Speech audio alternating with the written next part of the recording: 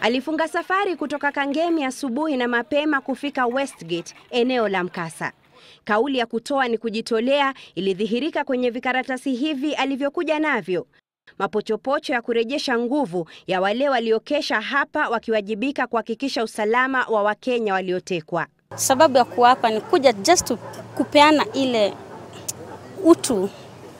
Hakuwa pekee kwenye jitihada hiyo.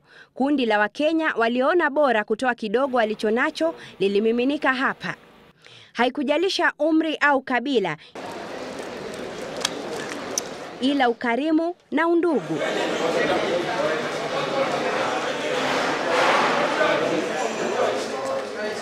Wengine wakitangaza wazi Ukenya wao. Waliokesha hapa kujuza ulimwengu kila sekunde inavyopita hawakusahauliwa. Came here to make tea for everyone who hadn't been home, been here the whole night. And of course, what our leaders and president always emphasize, we are one country, one race, one color, we're all one. My motivating factor is basically the bottom line, looking after Kenyans, making sure that all Kenyans are safe. Look after the police officers, they have also been here. Some of them, you'd literally see them, they look drained, but they're really struggling to stand up. It's just good to go out and do something for brother. Take care of the rest. Be a brother's keeper. Sauti zikiliwaza umati wa watu uliofika hapa kutoa damu ili kuwasaidia waathiriwa. Kama mchanga wa bahari, wananchi walimiminika katika kituo hiki na hawakutishika na ngoja. Uvumilivu na ujasiri uliwagubika. Wengine wakijitolea kwa tabasamu. Rangi, hulka, kabila hazikujalisha. Si wanasiasa, si wanamuziki, si watangazaji, si mabalozi wa nchi za kigeni, si raia wa kawaida.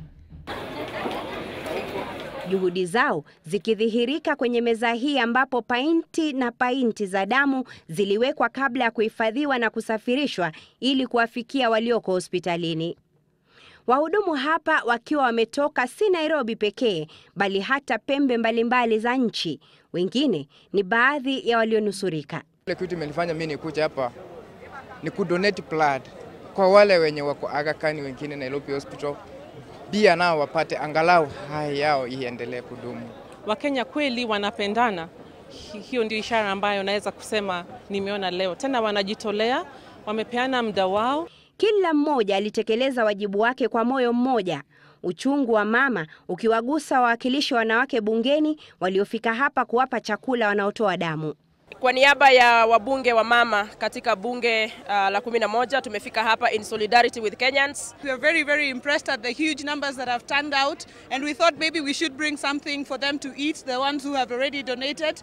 We are telling you thank you for doing this for us Kenyans. We are also proceeding to Westgate to go to the soldiers, the security forces that are there taking charge of the situation. We are happy with the faith in action, which is what Kenya is known for. I mean, we could have stayed at home and prayed and hoped that everything will go well.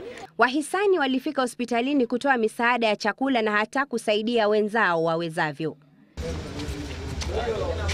Wakenya katika sehemu nyingine za nchi hawakuachwa nyuma na walijumuika na wenzao kutekeleza wajibu wao.